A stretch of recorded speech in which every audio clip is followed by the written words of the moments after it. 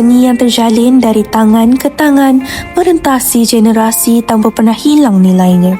Setiap anyaman membawa cerita tentang kesabaran, kehalusan dan identiti budaya kita. Nama saya Suri, anak tuan. Saya belajar dari Anyam tu masih muda. Anyam tikai,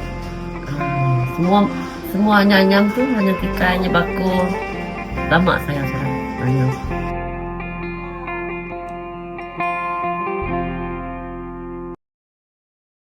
Besar-besar tu tikar besar-besar macam ni lama.